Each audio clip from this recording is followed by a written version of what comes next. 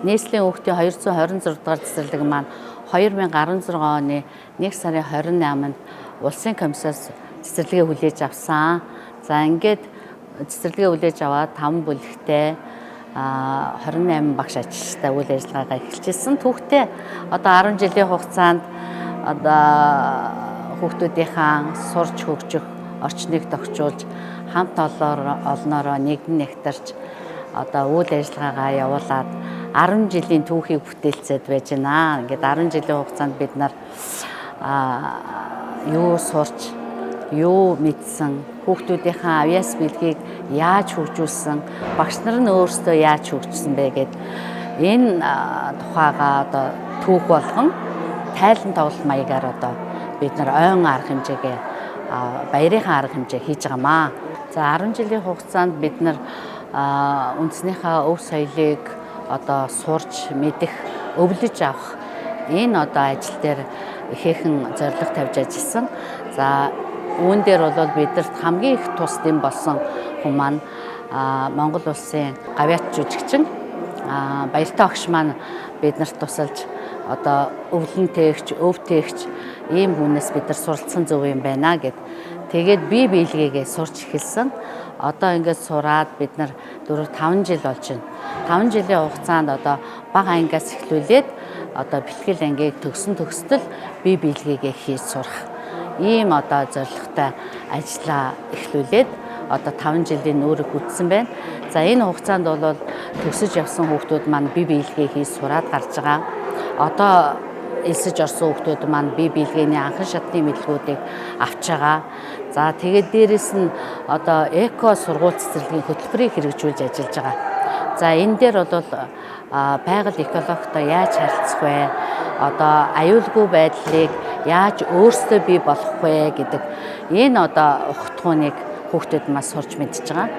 За тэгээд биечлэн оролцоод бүтээгээд хамтдаа орчноо хөгжүүлээд ингээд явхлаар бидний хамтын ажиллагаа бол маш сайхан болж байгаа, сэтгэл дүүрэн байгаа. Цэцэрлэгийн маань одоо орчин маань эко аюулгүй болсон, олон улсад одоо нээлттэй цэцэрлэг болсон. За тэгээд олон улсын эко хөтөлбөрийг хэрэгжүүлэн ажилласнараа хог хаягдлыг ангилан ялгах. За дээрэс нь ургамал мод бутаа одоо хайрлан хамгаалах, өсгөж үржүүлэхтэй. За амьтныг хайрлах гэх мэтчлэнгээр одоо ийм экологийн боловсролыг маш сайн одоо хүүхдүүд маань эзэмшиж гарч байгаа. Эко цэцэрлэг гэсэн эрхэм хамтныг бас 10 жилийн өмнө бүрдэж байна. Баяр хүргэе. Одоо энэ 10 жилийн хугацаанд 5 настай бэлтгэл ангийг 600 гаруй хүүхэд төгсгсөн байна. За 10 жилийн хугацаанд бид нар 5 бүлэгтэй 28 ажилтнтай байсан бол 2019 онд өргөтгөлийн салбар цэцэрлэг баригдаад 100 хүүхдийн хүчин чадалтай одоо салбар бүлэг нээгдсэн. За ингээд бид нар 120 хүүхдийн хүчин чадалтай байсан бол 200 хүүхдийн хүчин чадалтай болоод одоо бол 305 хүүхдийг авч сургуульд хүмүүжүүлж байна.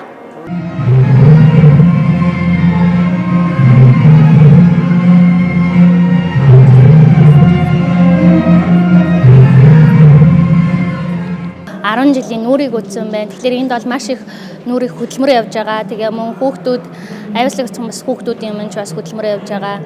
За манай цэцэрлэг бол хамтдаа хөгжиж гэсэн ерөн бол зорилго тавьж ажилласан. Хамтдаа хөгжиж, хүүхдүүдтэйгээ хамтдаа л хөгжиж, хамтдаа дэвший гэсэн зорилго тавьсан. Тэгээ энэ хүрээнд бол манайх бол 2016 оноос хойш маш их амжилтууд бол гаргасан байгаа. Дүүргийн тэргүүний цэцэрлэг болсон байна. Олон улсын эко сургууль цэцэрлэгийн алтан гэрээг 2 удаа хамгаалсан байна. Мөн дээрээс нь давсгүй хэрэглээг одоо анхдагч цонгийн архын дүүргийн цэцэрлэг болсон байна. Ингээ яриад байгаа юм бол манай цэцэрлэгийн одоо юу бол дуурцлшгүй л дээ. Хүүхдүүдийн маань ч гэсэндээ ерөн бол шагнал, хүүхдүүдийн маань авсан шагнал, хүүхдүүдийн маань гаргасан амжилт бол хилээд дурдаад барахшгүй.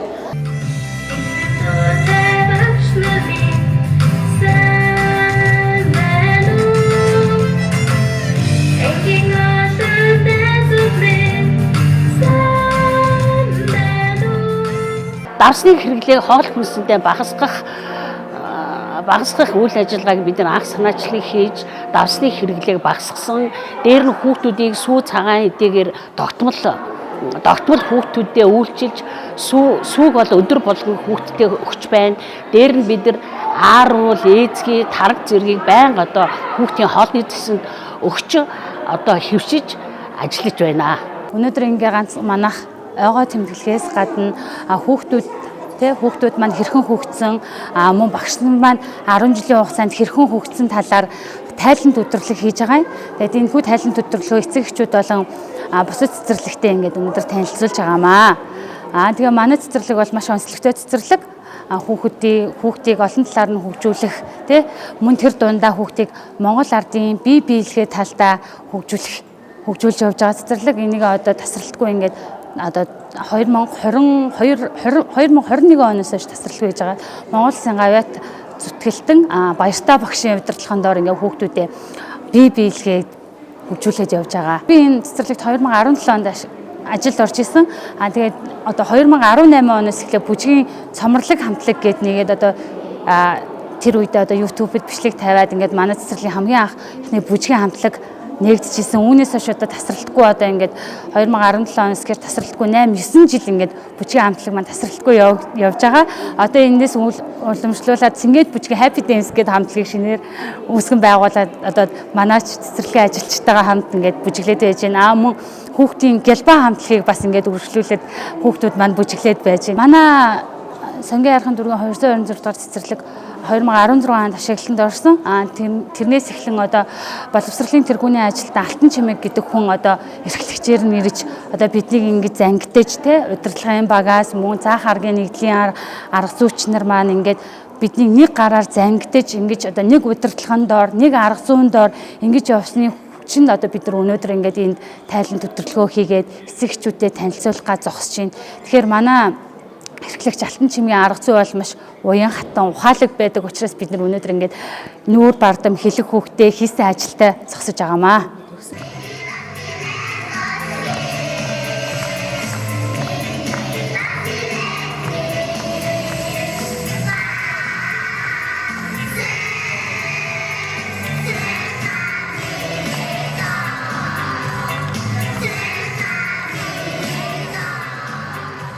Ер нь бол Монгол улсын иргэнийг бэлдэх энэ одоо том хүндтэй үүрэг бол бага наснаас нь одоо эхэлдэг. Тийм учраас бага насныхаа хүмүүжлийн суурийг нь одоо 0-оос 5 наснд бол 70% гэж үзэж байсан бол одоо 90%-ийг одоо төлөвшөж хөгждөө гэж сургуулийн өмнөх насандаа хөгждөг гэж үзэж байгаа. Тийм учраас хүмүүжил төлөвшлийн суурийг нь зөв тавьснаар Монгол улсын иргэн яаж одоо ямар хүн болох вэ гэдг нь суураасаа одоо харагданаа. Тийм болохоор сургуулийн өмнөх боловсролын байгууллагт ажиллаж байгаа хүн бүр хичээж одоо бага насныхаа хүүхдүүдийг сургууль хүмүүжүүлэхэд эцэг эхчүүдтэйгээ хамтран ажиллах нь чухал юм аа гэж үзэж. За ингээд 10 жилийн хугацаанд хамтдаа ажилласан, хамтдаа энэ түүхийг бүтээлсэн үе үеийн багш нар, сургууль хүмүүжүүлэгчид, үе үеийн ажилтан албан хаагчид, за дээрэс нь хамтдаа байсан төгсөгч хүүхдүүдтэй, за одоо сурч байгаа хүүхдүүдтэй, түүний гэр бүл эцэг эхчүүдтэй, за хамтран ажилладаг байгууллага наран манал өрхийн эмнэлэг, за 4-р хорооны засаг дарга хамгын газар, түүний албадууд, за ингээд дүүргийн боловсролын хэлтэс, дүүргийн нийгмийн хөгжлийн хэлтэс гэдэг ингээд хамтран ажилладаг хүмүүс маань биднийг үргэлж дэмжиж тусалж одоо чиглүүлж өгдөг ийм байгууллагууд байдаг. Тэгээд энэ бүх байгууллагынхаа хүмүүст бүгдээрэнд нь 226 дахь цэцэрлэгийн 10 жилийн ойн баярын мэндийг хүргье.